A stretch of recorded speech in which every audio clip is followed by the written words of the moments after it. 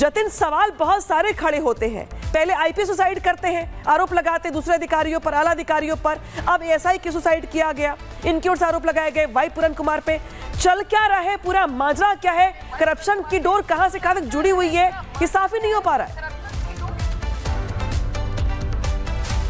बिल्कुल, देखिए हरियाणा में जो आईपीएस लॉबी है कहीं ना कहीं अब वो सवालों के घेरे में है और किस तरीके से भ्रष्टाचार को लेकर, चाहे वो एक आईपीएस एलिगेशन लगाता है अपने सुसाइड नोट में, तो उसके बाद जब 8 दिन बाद एक एएसआई सुसाइड करता है तो वो आईपीएस के ऊपर एलिगेशन लगाते हैं भ्रष्टाचार के। दोनों ही एक दूसरे से इंटरलिंक्ड है, क्योंकि ये वही एएसआई है जिन्होंने आईपीएस पूरन सिंह के एक गनमैन को गिरफ्तार किया था सुसाइड से कुछ दिन पहले। तो किस तरीके से आज जब संदीप ने सुसाइड किया, उसने 4 पेजेस का सुसाइड नोट तैयार किया। उस सुसाइड नोट में आईपीएस पूरन को लेकर काफी बातें लिखी हैं, किस तरीके से वो भ्रष्टाचार में शामिल थे, जातीय समीकरण को लेकर सवाल खड़े किए गए। और ये वही आईपीएस पूरन सिंह है जिन्होंने 7 तारीख को सुसाइड किया।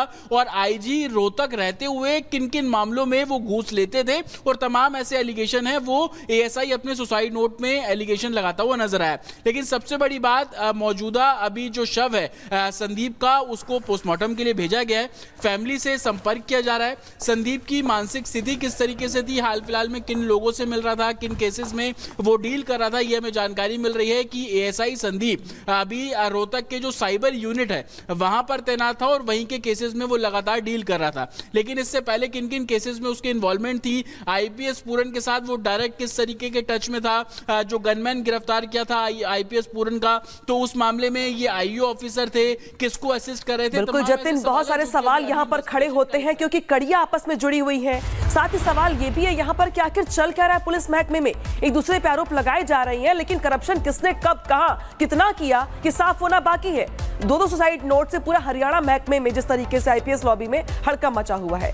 आईपीएस पूरन कुमार के सुसाइड के बाद विवादों में आए हरियाणा के डीजीपी पर आखिरकार गाजगीर ही गई है। पुलिस एफआईआर में नाम आने और परिवार के दबाव के बाद शत्रुजीत कपूर को उनके पद से हटाते हुए लंबी छुट्टी पर भेज दिया गया है। लेकिन इस पूरे मामले को लेकर तमाम सवाल खड़े हो रहे हैं। रिपोर्ट दिखाता है आपको।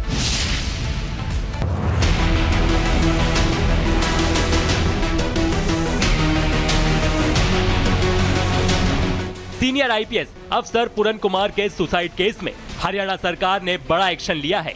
सरकार ने राज्य के डीजीपी शत्रुजीत कपूर को उनके पद से हटा दिया था। आईपीएस वाई पूरन कुमार ने अपनी मौत का जिम्मेदार डीजीपी शत्रुजीत कपूर समेत कई अफसरों को बताया है। इसी मामले में आखिरकार हरियाणा सरकार ने डीजीपी पर कार्रवाई करते हुए उन्हें लंबी छुट्टी पर भेज दिया। सरकार ने कपूर को जांच पूरी होने तक फोर्स लीव पर भेज दिया था। इससे पहले इसी मामले में रोहतक के एसपी नरेंद्र बिजारिया को भी उनके पद से हटाया जा चुका है। आपको बता दें कि पूरन कुमार ने अपने चंडीगढ़ वाले घर में खुद को गोली मारकर आत्महत्या कर ली थी। पूरन ने अपने आत्महत्या से पहले एक सुसाइड नोट लिखा था। लेटर में पूरन ने साथी अफसरों द्वारा प्रताड़ना को सुसाइड की वजह लिखी थी। उन्हें परेशान करने वालों में डीजीपी शत्रुजीत कपूर का नाम प्रमुखता से शामिल था। अपनी चिट्ठी में उन्होंने कुल 13 अफसरों का नामों का जिक्र किया। पूरन का परिवार डीजीपी समेत दूसरे अफसरों पर कड़ी कार्रवाई की मांग कर रहा था। उनकी पत्नी और सीनियर आईएएस अफसर अमनीत कुमार ने थाने में शिकायत दर्ज कराई। शिकायत में डीजीपी शत्रुजीत कपूर और रोहतक एसपी नरेंद्र बिजारिया का नाम शामिल है। पीड़ित परिवार निष्पक्ष जांच और सभी आरोपियों के खिलाफ कड़ी कार्रवाई की मांग कर रहा है। परिवार ने कार्रवाई न होने तक पूरन कुमार के पार्थिव शरीर का पोस्टमार्टम और अंतिम संस्कार करने से इनकार कर दिया है। पूरन कुमार अनुसूचित जाति से आते थे। उन्होंने जाति के आधार पर भेदभाव का आरोप भी लगाया था, जिसके बाद हरियाणा की बीजेपी सरकार विपक्ष के निशाने पर आ गई। सरकार ने एक जांच टीम का गठन किया जो घटना की तफ्तीश कर रहा है। Bureau report, Republic Bharat. तेजी से बदल रहा है, एक और सुसाइड सामने आ गया है। चल क्या रहा हरियाणा में पुलिस महकमे में, ये सवाल खड़े होते हैं। पहले मैं आपके पास आ रही हूं ललित, ये पूरा का पूरा मामला सुलझने के बजाय उलझता चला जा रहा है। इस सुसाइड आज फिर से हुआ है एएसआई की ओर से और उनकी ओर से पूरन कुमार पे गंभीर आरोप लगाए गए हैं। और क्या कुछ माजरा है, जरा समझाइए दर्शकों को। देखिए बिल्कुल अनामिका, अगर हम आज के इस मामले की बात करें तो रोहतक जो साइबर सेल है वहां पर एएसआई संदीप कुमार वो इस पूरे मामले की जांच कर रहे थे और उन्होंने गंभीर आरोप लगाए हैं। एक वीडियो शूट किया है और वीडियो शूट करने के बाद एक सुसाइड नोट लिखा है जिसमें सीधे तौर पर जो मृतक एडीजीपी आईपीएस वाई पूरन कुमार है उस पर गंभीर आरोप लगाए हैं। आरोप इस तरह के हैं कि भ्रष्टाचार में लिप्त था और कहीं ना कहीं पूरे सिस्टम को जो कास्ट के बेसिस पर हाईजैक करने का प्रयास है वो किया गया था। उसके साथ साथ आपको एक और बहुत ज़रूरी बात बता दें कि जो एडीजीपी के गनमैन थे संदीप, उनकी गिरफ्तारी है सुसाइड से लगभग 3 से 4 दिन पहले हुई थी। इसी मामले में जो संदीप कुमार है जिन्होंने आज आत्महत्या की है वो उसकी जांच कर रहे थे और जो गनमैन है उसने सीधे तौर पर जो आरोप यही लगाए थे कि एडीजीपी ने जो शराब कारोबारी है उससे मासिक जो हफ्ता है वो वसूलने की बात कही थी। लगभग 2 से 2.5 लाख रुपए पर मंथ है वो देने की बात कही थी। उसके साथ साथ अगर इस हम पूरे मामले की बात करें, क्योंकि लगभग 8 दिन आज हो गए हैं, क्योंकि 7 अक्टूबर को एडीजीपी वाई पूरन कुमार ने आत्महत्या कर ली थी और आत्महत्या का जो कारण बताया था वो ये था कि उन्हें जाति सूचक यानी जाति के नाम पर ह्यूमिलेट किया जा रहा है, उन्हें परेशान किया जा रहा है, उन्हें हैरास किया जा रहा है,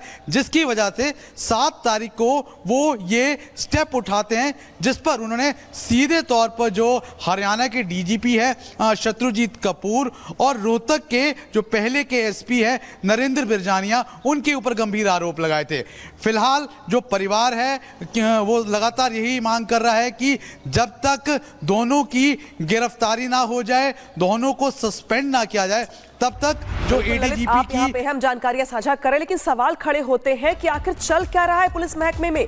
इस बीच बड़ी खबर आ गई है जहां पर एएसआई ने आईपीएस पूरन कुमार पे गंभीर आरोप लगाए हैं। सुसाइड नोट में लिखा कि आईपीएस पूरन भ्रष्टाचारी थे। पूरन के खिलाफ बहुत सारे सबूत मौजूद हैं।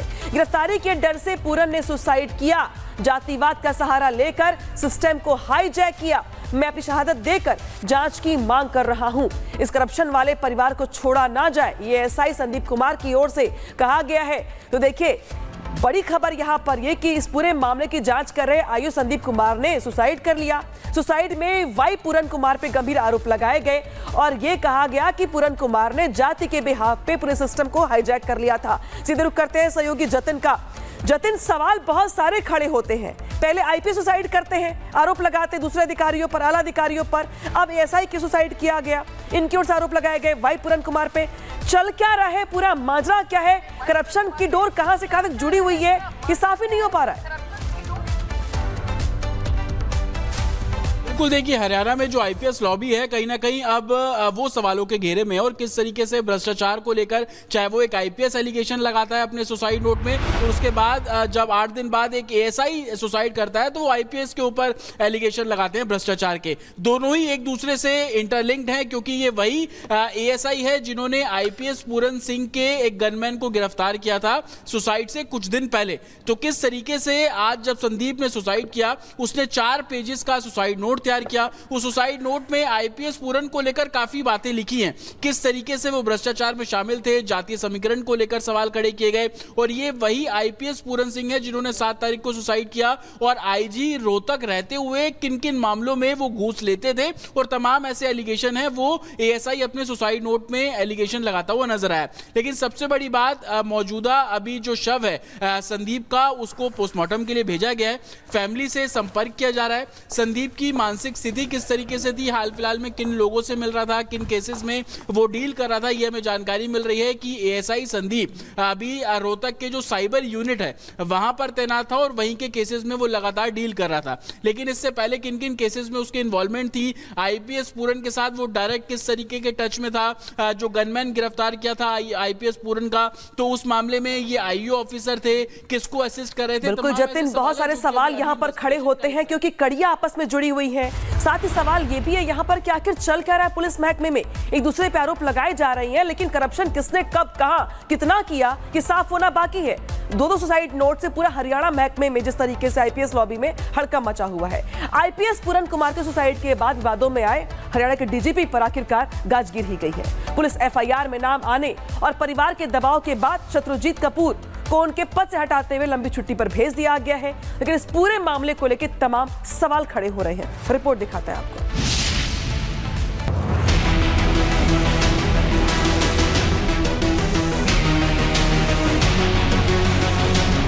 सीनियर आईपीएस अफसर पूरन कुमार के सुसाइड केस में हरियाणा सरकार ने बड़ा एक्शन लिया है।